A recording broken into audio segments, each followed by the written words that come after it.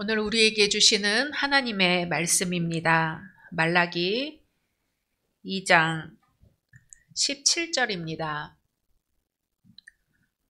말라기 2장 17절의 말씀 한 목소리로 합독하겠습니다. 너희가 말로 여호와를 괴롭게 하고도 이르기를 우리가 어떻게 여호와를 괴롭혀 드렸나이까 하는도다. 이는 너희가 말하기를 모든 악을 행하는 자는 여호와의 눈에 좋게 보이며 그에게 기쁨이 된다 하며 또 말하기를 정의의 하나님이 어디 계시냐 함이니라. 아멘. 마태복음 1장 23절의 말씀입니다. 마태복음 1장 23절 한 절 말씀 한 목소리로 합독합니다. 보라, 처녀가 잉태하여 아들을 낳을 것이요 그 이름은 임마누엘이라 하리라 하셨으니 이를 번역한즉 하나님이 우리와 함께 계시다 함이라. 아멘. 이 시간에 성가대의 찬양 감사합니다. 하나님께 영광 돌립니다. 오늘 함께 예배드리시는 현장의 모든 분들, 온라인상의 모든 분들을 주님의 이름으로 환영하고 축복합니다. 우리 앞뒤 옆에 계신 분들과 인사 나누겠습니다. 축복합니다. 잘 오셨습니다. 오래 받으신 약속의 말씀 함께 암송하겠습니다.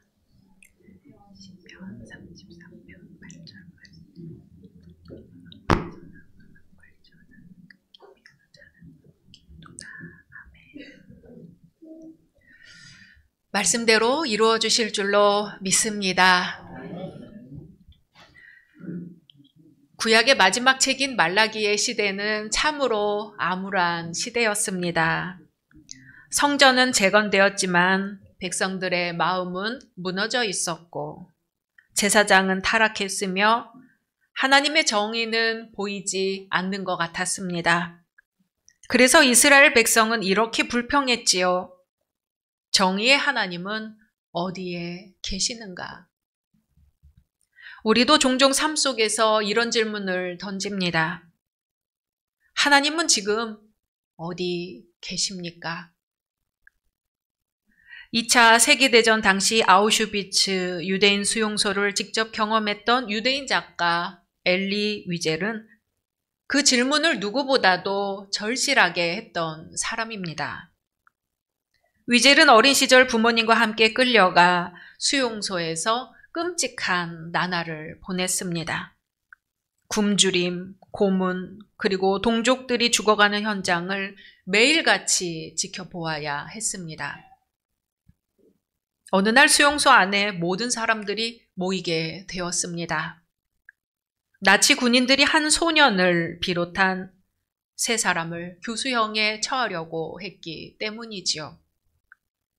2사람은 곧 죽었지만 어린 소년은 너무 가벼워 오랫동안 숨이 끊어지지 못하고 밧줄에 매달려 발버둥치고 있었습니다. 그 모습을 수천 명의 사람들이 강제로 지켜보아야 했습니다. 그때 군중 속에서 누군가가 외쳤습니다. 하나님은 지금 어디 계신가? 하나님은 도대체 어디 계시단 말인가? 그 질문은 곧 모두의 질문이 되었지요. 하나님이 계시다면 어떻게 이런 일이 가능한 것입니까? 그 순간 엘리 위젤의 마음속에서 울려나온 대답입니다.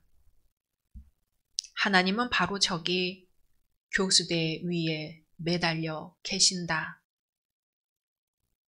엘리 위젤은 나중에 나이트, 밤이라는 책에서 이 장면을 기록했습니다. 거기서 하나님은 멀리서 침묵하시는 분이 아니라 고난받는 사람들과 함께 고통당하고 계신다고 고백하였습니다. 우리도 살다 보면 똑같이 질문할 때가 있죠. 하나님, 도대체 어디에 계십니까? 기도해도 응답이 없는 것 같고 악한 사람들이 잘 되는 것 같고 우리 삶은 여전히 힘겹고 고단할 때 마음 깊은 곳에서 절규하게 됩니다. 정의의 하나님이 어디에 계십니까? 하나님은 말라기 시대의 질문에 곧장 대답하지 않으셨습니다. 무려 400년을 침묵하셨습니다. 사람들은 기다렸지요. 메시아를 기다리고 하나님의 정의를 기다렸습니다. 하지만 오랜 세월 동안 하늘은 조용했습니다. 그런데 바로 그 침묵의 끝에서 하나님은 완전히 새로운 방식으로 응답하십니다. 임마누엘, 하나님이 우리와 함께 계신다. 바로 예수 그리스도께서 오신 것이지요. 그런데 그 응답의 시작이 참 놀랍습니다. 마태복음은 예수님의 이야기를 예수님의 족보로 시작을 합니다. 그 안에는 우리가 전혀 예상치 못한 이름들이 들어 있습니다. 다말, 라합, 룻, 밧세바 같은 여인들의 이름이지요. 다말은 절망 속에서도 생명의 끈을 놓지 않았던 여인입니다. 시아버지 유다의 가문이 끊어질 위기에서 비록 인간적으로는 이해하기 힘든 선택을 하였지만 그 사건을 통해 하나님의 구원 역사가 이어지게 되었습니다. 사람들의 눈에는 수치스러운 일이었지만 하나님은 그마저도 구속사의 도구로 사용하셨습니다. 라합은 여리고 성에 살던 기생이었습니다. 이방 여인, 게다가 기생이라는 신분은 당시 사회에서 멸시받았습니다. 그러나 라합은 믿음으로 이스라엘의 하나님을 받아들였고 자기 집의 정탐꾼들을 숨겨주며 구원의 길에 들어섰습니다. 믿음 하나로 메시아의 족보에 이름을 올리게 된 것이지요. 룻은 모압 여인이었습니다. 모압은 이스라엘 역사에서 늘 적대적인 나라였고 율법상으로도 모압 사람은 하나님의 총회에 들어올 수 없다고 기록되어 있었습니다. 그러나 룻은 시어머니 나오미를 따라 어머니의 백성이 나의 백성이 되고 어머니의 하나님이 나의 하나님이 되시리다 고백하며 이스라엘의 신앙 공동체에 합류하였습니다. 이방 여인이었던 룻이 다윗 왕의 증조모가 되었고 그 가문을 통해 메시아가 오셨습니다. 마지막으로 밧세바는 다윗 왕의 죄와 깊이 얽혀 있는 인물이죠. 원치 않는 사건 속에서 상처를 겪었지만 하나님은 그 가정의 깨어짐마저도 구원의 역사에 사용하셨습니다. 밧세바의 아들 솔로몬을 통해 다윗의 왕위가 이어졌고 결국 메시아의 길로 연결이 되었습니다. 이 4명의 여인을 통해 우리는 한 가지 분명한 사실을 보게 됩니다. 하나님은 우리의 상처와 한계, 그리고 인간의 죄와 실패까지도 하나님의 구원의 역사 안에서 새롭게 사용하신다는 사실이죠. 그러므로 이 4 여인의 이야기는 단순히 옛 족보의 기록이 아니라 오늘 우리의 삶을 비추는 거울이 됩니다. 다말처럼 억울한 상황에 몰려 도무지 길이 보이지 않을 때가 있지요. 라합처럼 과거의 상처와 낙인이 우리를 짓누를 때가 있습니다. 룻처럼 이방인으로 느껴져 나는 이 공동체의 일원이 될 수 없다고 생각이 들 때가 있습니다. 밧세바처럼 원치 않는 상처와 아픔 속에서 내 인생은 더 이상 하나님께 쓰임받을 수 없다고 절망을 경험할 수도 있습니다. 그러나 하나님은 말씀하십니다. 너도 나의 족보 속에 있다. 너의 삶도 나의 구원 역사 속에 쓰인다. 하나님은 우리가 배제할 것 같은 사람, 세상 사람들이 무가치하다 여기는 사람들을 통해서도 구원의 길을 여십니다. 혹시 여러분도 스스로 자격 없는 사람처럼 여기십니까? 그렇다면 기억하시기 바랍니다. 하나님은 여러분을 하나님의 역사 속에 포함시키십니다. 우리를 포기하지 않으시고 우리와 함께 하시며 우리의 삶을 주님의 뜻 안에 품어 주십니다. 하나님은 흠 없는 사람, 완벽한 사람만을 사용하지 않으십니다. 오히려 상처 있고 깨어진 인생, 세상에서 배제된 이들을 통해 구원의 역사를 이루십니다. 바로 그 은혜의 줄기를 따라 예수께서 이 땅에 오셨습니다.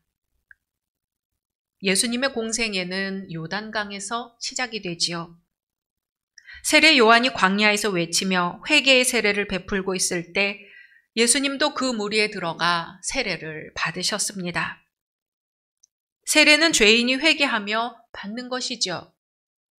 그러나 죄 없으신 주님이 우리와 함께 하시기 위하여 하늘 보좌의 영광을 버리고 죄인들의 길에 서셨습니다. 예수께서 물에서 올라오실 때 하늘이 열리고 성령이 비둘기같이 임하셨습니다. 그리고 하늘로부터 음성이 들려오지요. 마태복음 3장 17절 같이 읽습니다. 하늘로부터 소리가 있어 말씀하시되 이는 내 사랑하는 아들이요 내 기뻐하는 자라 하시니라. 아멘. 오늘날 또한 지금 우리에게도 하시는 말씀입니다. 너는 내 사랑하는 아들이다. 너는 내 사랑하는 딸이다. 내가 너를 기뻐한다. 세상은 우리를 조건으로 평가하지요. 잘해야 인정하고 실패하면 버립니다. 그러나 하나님은 우리의 성공이나 실패 이전에 있는 모습 그대로 우리를 사랑하시며 기뻐하십니다. 우리의 진정한 정체성을 누가 규정하나요? 세상이 규정하는 것이 아니라 하나님의 이 말씀이 우리의 정체성을 규정합니다. 그런데 여기서 우리가 잊지 말아야 할 사실이 있습니다. 영광의 순간, 하늘이 열리고 성령이 임하신 바로 그 직후에 예수님은 곧장 광야로 나가셔야 했다는 사실이죠. 성령께서 예수를 시험받도록 이끄셨습니다. 우리는 종종 은혜를 체험하고 나면 곧바로 승리와 평안으로 이어질 것이라고 기대합니다. 그러나 주님은 보여주십니다. 신앙의 길에는 반드시 광야가 있고 시험이 있습니다. 은혜의 순간과 시험의 순간은 늘 같이 오는 것이죠. 예수님은 광야에서 40일을 금식하시고 극도로 연약한 상태에서 3가지 시험을 받으십니다. 첫째, 돌을 떡으로 바꾸라는 시험입니다. 물질로만 살아가라는 유혹이죠. 둘째는 성전 꼭대기에서 뛰어내리라는 시험입니다. 스스로 과시하며 사람들 앞에서 주목받으라는 유혹입니다. 셋째는 천하 만국을 주겠다는 시험이지요. 세상의 권력과 영광을 좇으라는 유혹입니다. 이 3가지는 오늘날 우리도 여전히 마주하는 시험들입니다. 물질의 유혹, 명예와 과시의 유혹, 권력의 유혹. 그러나 예수님은 한 가지로 이 시험을 이기셨습니다. 바로 말씀입니다. 우리 마태복음 4장 4절 말씀 함께 읽습니다. 예수께서 대답하여 이르시되 기록되었으되 사람이 떡으로만 살 것이 아니요 하나님의 입으로부터 나오는 모든 말씀으로 살 것이라 하였느니라 하시니. 아멘. 우리도 신앙의 여정에서 시험을 피할 수는 없습니다. 그러나 말씀을 붙들 때 우리는 넘어지지 않고 설 수 있습니다. 광야는 끝없는 사막처럼 느껴지지만 그곳에서 말씀을 붙잡을 때 우리는 그 시험을 넉넉히 이길 줄로 믿습니다. 시험을 이기신 주님은 사람들을 제자 삼으시며 이렇게 말씀하시죠. 너희는 세상의 소금이다. 너희는 세상의 빛이다. 이같이 너희 빛이 사람 앞에 비치게 하여 그들로 너희 착한 행실을 보고 하늘에 계신 너희 아버지께 영광을 돌리게 하라. 주님께서 우리를 부르신 목적은 예배의 자리에 있는 것뿐만 아니라 우리의 삶 속에서 빛과 소금으로 하나님이 함께 하심을 드러내는 것입니다. 우리 교회의 빛으로 소금으로 사셨던 박혜원 권사님의 이야기를 들려드리겠습니다. 저는 목회자의 딸로 자라면서 하나님의 크신 능력들을 실제로 체험하고 많은 것들을 보았습니다. 그래서 어릴 적엔 많은 친구들을 전도했고 늘 주일이 즐겁고 기다려졌습니다. 어느 날 하루는 꿈을 꾸었는데 지금도 마치 영화의 한 장면처럼 생생합니다. 밤하늘에서 갑자기 광선 같은 빛이 쫙 내리쬐더니 보석들이 아주 많이 달린 아름다운 금면류관이 내려와서 제 머리 위에 씌워졌습니다. 너무도 황홀하고 기뻤습니다. 열심히 전도하니까 이런 진귀한 꿈도 꾼 것 같습니다. 결혼한 후 교회에서 피아노 반주와 꽃꽂이로 열심히 봉사하고 있던 어느 날 문득 한 가지 생각이 떠올랐습니다. 하나님께서 육사 출신 좋은 신랑을 만나게 해주셨지만 그토록 훌륭한 남편의 보필도 만만치 않았더랬지요. 남편이 사단장을 할 때 소속된 부대마다 위문도 가고 장교 부인 회장직도 맡아 너무 힘든 가운데 꾀가 났습니다. 이젠 피아노 반주는 그만두고 교회만 열심히 다니겠다고 그 당시 담임 목사님께 말씀드렸습니다. 그런 후 그날따라 함께 오던 남편은 다른 일 때문에 따로 갔습니다. 해가 짧아 컴컴한 골목길에 혼자 걸어가고 있는데 갑자기 옆 골목길에서 젊은 남자 두 사람이 다가오더니 메주 덩어리만한 큰 돌덩이를 들고 제 머리를 내리쳤습니다. 그 순간 전 너무 놀라 아픈 것도 모르고 기절했다가 눈을 떠보니 얼굴에서는 피가 나고 손에도 옷에도 피가 철철 흐르고 있었습니다. 정신이 희미한 가운데서도 벌벌 기어서 집 앞에 간신히 도착했습니다. 있는 힘을 다해 문을 두드렸더니 남편이 나왔습니다. 남편은 놀라서는 저를 들쳐업고 차를 몰아 무서운 속도로 병원으로 갔습니다. 응급실에서 마취주사도 놓지 않고 입술과 턱 등 터진 상처들을 임시로 꿰맸습니다. 거기서도 위급한 환자니 다른 병원으로 옮기라 해서 세브란스 병원으로 후송되었습니다. 주치의와 정신과, 치과, 외과 의사들이 번갈아 돌봐주어 눈동자가 움직이게 되었는데 순간 이런 생각이 들었습니다. 내가 하나님 크신 은혜를 모르고 세상 일에 너무 치우쳐서 하나님께서 화가 나셨을까? 그때 마음속에 떠오른 성경 말씀이 있었습니다. 항상 기뻐하라, 쉬지 말고 기도하라. 그래서 마음속으로 기도했습니다. 하나님, 죄를 용서하옵소서. 앞으로는 교회를 섬기는 청지기가 되겠습니다. 저는 너무 큰일을 당했기 때문에 죽지 않고 살았다는 것이 기적이었습니다. 저는 그 일로 오히려 하나님이 저를 얼마나 사랑하시는지 깨닫게 되었습니다. 눈에 띄게 회복이 되어 3개월 치료받을 것을 2주도 못 되어 병원에서 나왔습니다. 집에서 남편이 타온 약을 먹으며 치료했고 이후 교회에서 피아노 반주로 꽃꽂이로 또다시 봉사하였습니다. 하나님께서는 살릴 수도 있고 죽일 수도 있다는 것을 알았습니다. 죽기 전까지는 교회 봉사가 보약이라는 것, 하나님께서 제 삶을 보장해 주신다는 것을 확실히 뼈가 저리도록 느꼈던 사건이었습니다. 사랑하는 열린 성도 여러분, 우리 권사님의 삶은 우리에게 분명히 말해줍니다. 하나님은 우리와 함께 하신다. 억울한 고난 속에서도 생사의 기로에서도 하나님은 그 자리에 계셨습니다. 그리고 그 은혜를 깨달은 한 성도의 삶은 우리 교회 공동체를 비추는 빛과 소금이 되었습니다.